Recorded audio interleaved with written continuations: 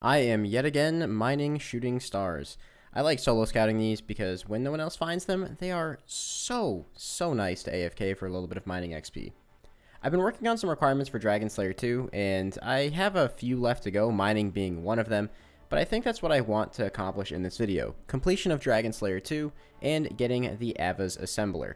We've been doing a lot of RNG based goals lately, and it'll be nice to do something that is just definitive, do the quest, get 50 KC on Vork, done.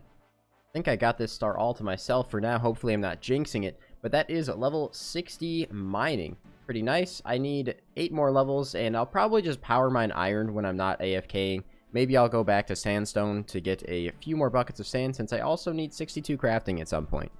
Yeah, so there goes my AFK opportunity. What the heck? This is like Winter Todd level bad. One of the really nice things about Stardust, and this is kind of why I wanted to do this in my downtime, is I can come over here to Desuri and pick up the Celestial Ring.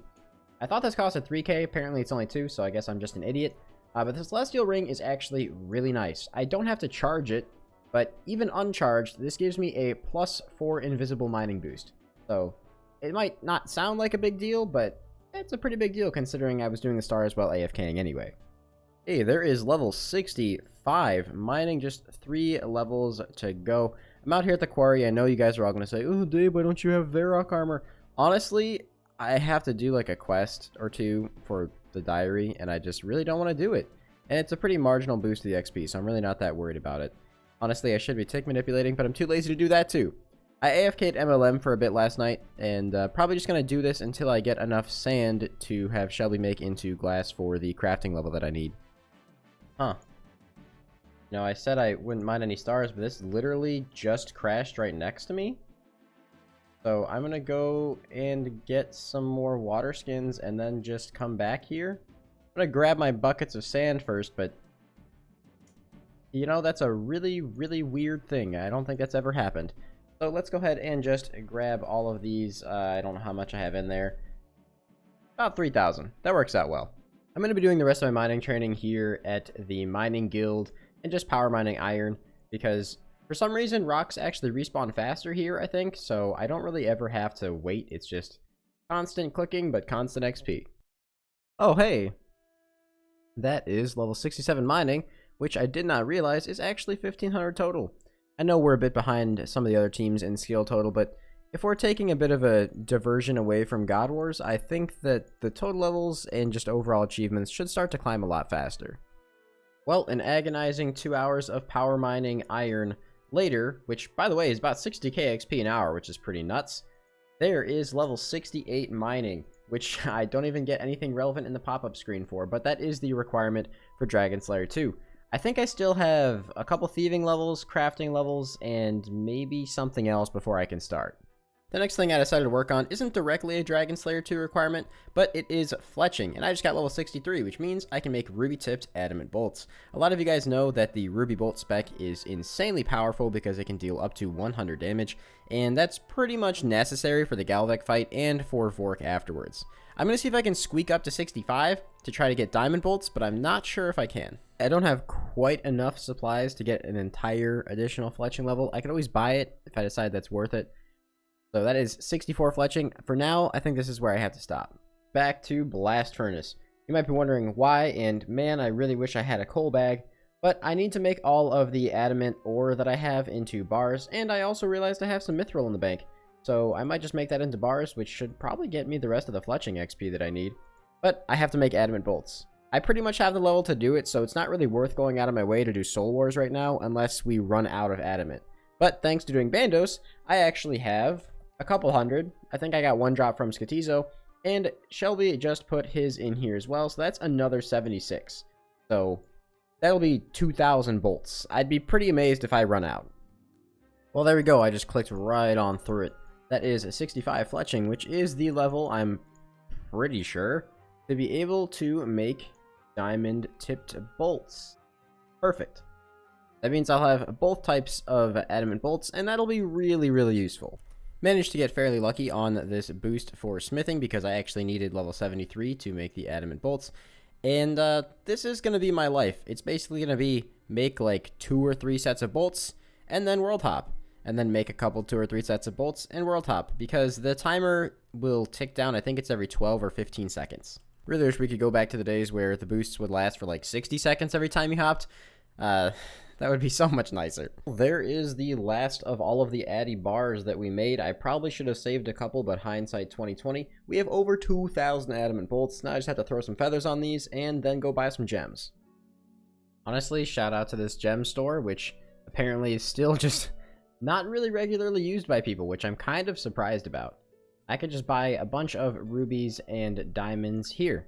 I love enchanting bolts. Just look at that. Look at that XP, man. There we go. That is 1,524 ruby bolts and 716 diamond bolts. That should hopefully last me until I get my assembler. I'd be pretty surprised if it doesn't. Next up on my to-do list is I have to bump up my thieving to level 60. That should not take too long. I'm just going to blackjack it.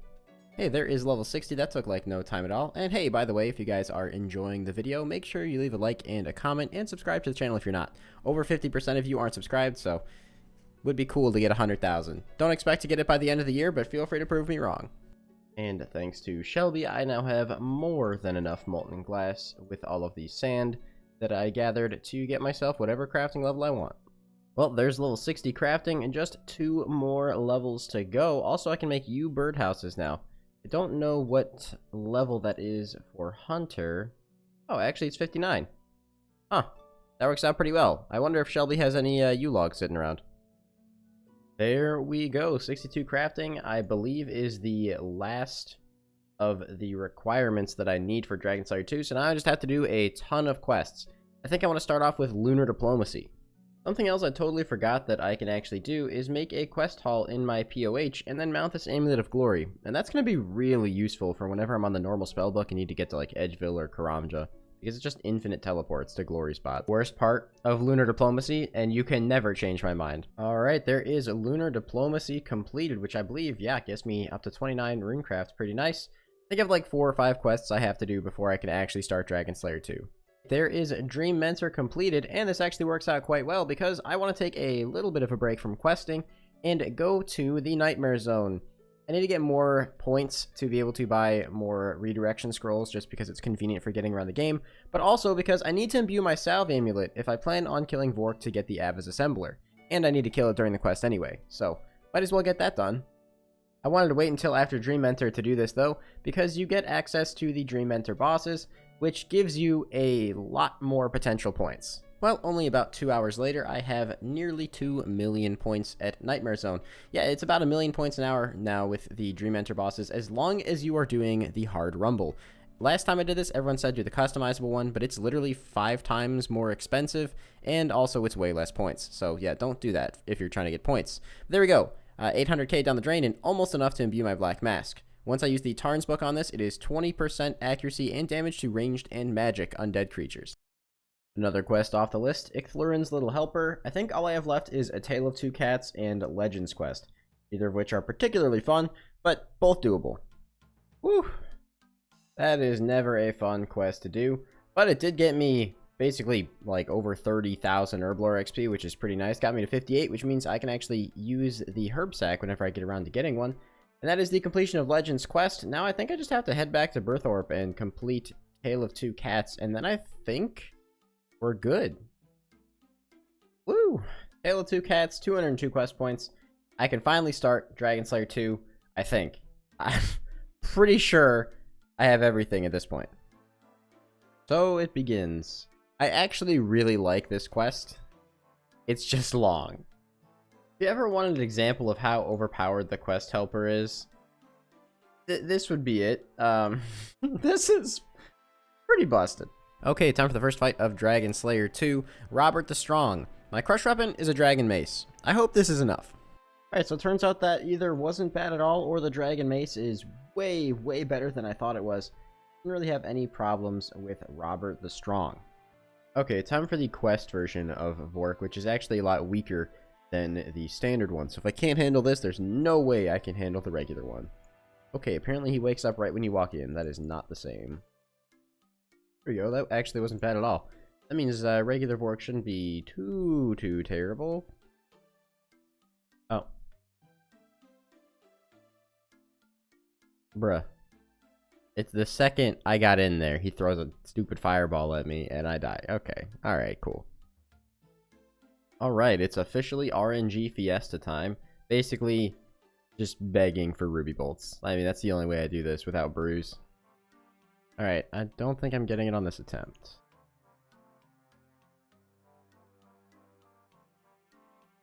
Oh, come on. A little close here. Should be it, right? Not one more? Okay. Woo, boy. Doing Galvec with no stams and no bruise is not a pleasant experience. I mean, that came down to the literal last food that I had. And I wish I was recording that full attempt because in the third phase, he threw out literally 6 fireballs into 3 waves in a row. It was pretty nuts. Well, that is the end of Dragon Slayer 2, but of course our journey is not done yet. I still have to kill Vork up to 50 times in order to actually get the Vorkath head, and then upgrade my Avas. That being said, that should be a lot easier than the Galvec fight, I think. That is beautiful, though. Now, I think I can also go... Hey, look, 71 smithing. I think I can also go in here and talk to... I'm pretty sure someone over here gives me some extra experience. Maybe it's Ellen? Yeah. I think she gives me some pretty big XP drops, which... I guess I'll put into ranged, because it's probably one of the slower skills to train, so I'll just do that. There you go, perfect. And I got a range level out of it. It's time for probably the weirdest thing you guys have seen me do so far. I need to buy anti-poisons from the general store here in Karamja. The reason I'm doing this is because I don't have access to anti-venoms yet. In order to get rid of venom otherwise, you have to drink an anti-poison twice. There's no point in me using super antis because any type of anti-poison works for this, and Vork does have a venom attack. So I think this is my best strategy for doing it. It's going to cost a little bit of money, but it's probably worth it. And before someone says it, you can use the Cure Me spell. I could, yes, but a lot of you guys are aware you actually have to be on the normal spellbook to do the Vork fight because you need to be able to use Crumble Undead. So I kind of have to just drink the potions. Quickest way for me to get to Vork right now is I think also just to move my house to Relica. It only costs 10k, so I think I'll just do that. Here is the fearsome Vork setup. Don't ask about the Void. I'll explain that in the next video, I promise. Should be fine though, because it stacks with the Sal VI, which is why I got it, and guess let's go see how terrible these kills are. I forgot prayer potions. Those are pretty important. Now most of you guys probably know this, but to those of you who don't, I'm killing this boss for a few reasons. The first and most important reason is of course that it gives me the Vorkath's head. Now this is an upgrade that I can use with the Avas accumulator in order to get the best in-slot range cape. It's a guaranteed drop on 50 KC, but there's still a chance that you can actually get it before then. The other reason that Vork is amazing is because it gives a ton of alkables. And I'm gonna need some money for something that I want to work on pretty soon. Oh, am I dead? Oh my god, I tanked it. Okay. That's exactly why we do it. 5-minute kill. I actually have to do the world hop trick here, otherwise I'm gonna die to this poison. But a dragon plate skirt and 95 rune dart tips. That's a fantastic start. Not the 5-minute kill, though. I could do without that. Diamonds and 30 blue dragon hide. Not bad. I guess this was the cleanest kill so far. It still was not a very clean kill. Look at that beautiful. 329 is actually not horrible. I should be pretty happy with that PV. World record slowest Vork kill. 5 minutes, 46 seconds. Jesus. Bright side is, I'm looking at every single kill here. And I know Shelby can craft every single one of these Dragonhide into bodies. And that's just money. 5kc. I'm going to stop showing every kill now and only show you guys the good ones. Wrath Talisman. I'd love to say that's useful, but it's just not. Oh, that was easily the best kill I've had so far. 303. And hey, that's our first drop of Dragon Bolts. Pretty good. I can't actually use them because we don't have a weapon to, but hopefully we will get either a Dragon Hunter or ACB. And actually, now that I think of it, I guess I could go for Dragon Limbs if I really wanted to. So I'm taking tons of damage, and I'm tellying out on like half of these kills. Luckily, Vork just dropped some pretty insane loot, but I'm getting like maybe 7 to 8 kills an hour. Hey! Thankfully. We got really lucky on this. 10 KC. I shouldn't even say thankfully. I don't really mind, and I might even have to come back here to try to get some money for my next goal. But 10 KC Vorkath, you know what? It's not the God War spoon, but it is a spoon. Alright, here we go. Let's head over to Ava. Go to devices. Luckily, I have a ton of mithril arrows, probably from when I was trading Fletching, and I forgot coins. Alright, round 2.